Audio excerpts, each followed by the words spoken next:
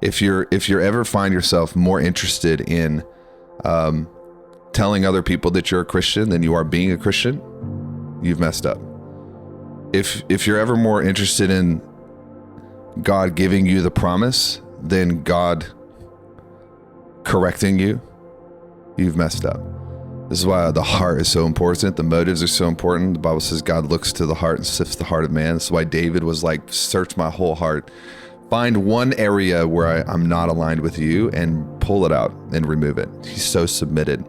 And so that's how we have to be with these things. God's put us into this giant matrix system that we are given understanding so that we can operate effectively in it.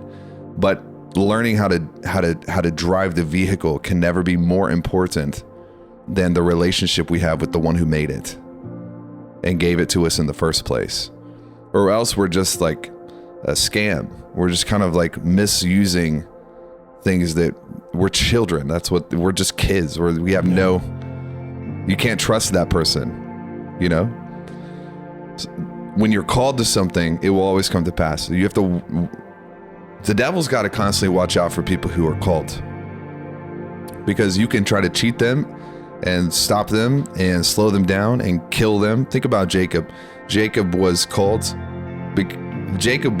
you have Abraham, Isaac, you have Jacob. Mm-hmm. Jacob is this dude who's just a rascal. He's manipulative. He's dirty. Like he's stealing. Like he's just a rascal. And God decided to choose him probably because of Abraham.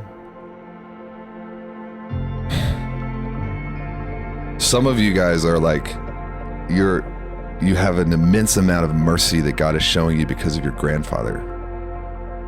Your grandfather did it right. Your great grandfather did it right. And you could get very confused because you think that God is just so patient with you that he hasn't killed you. It's like, no, your grandfather prayed every morning at 5 o'clock for 40 years.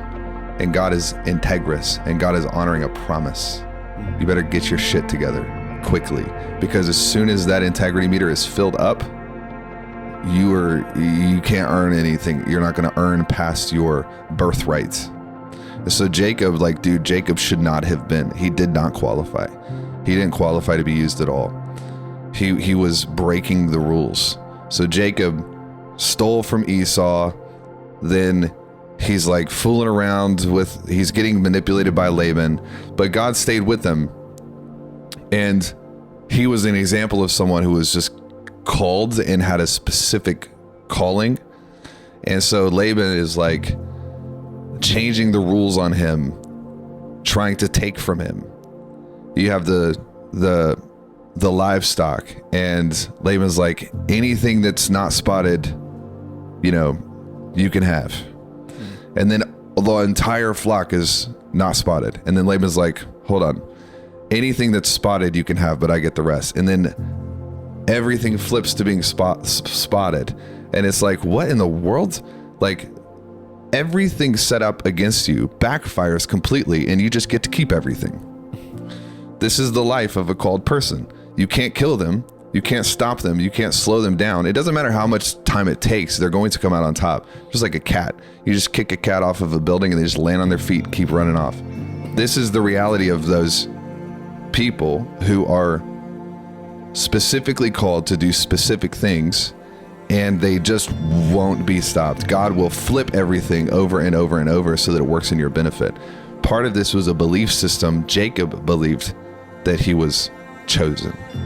If he did not believe he was chosen, he would not have taken it from Esau.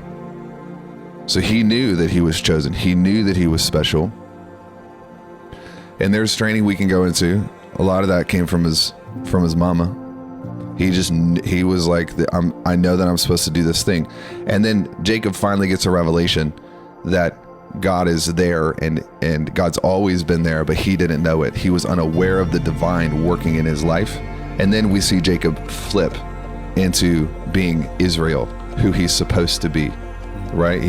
It's not the same exact moment for the theologians who all you do is read.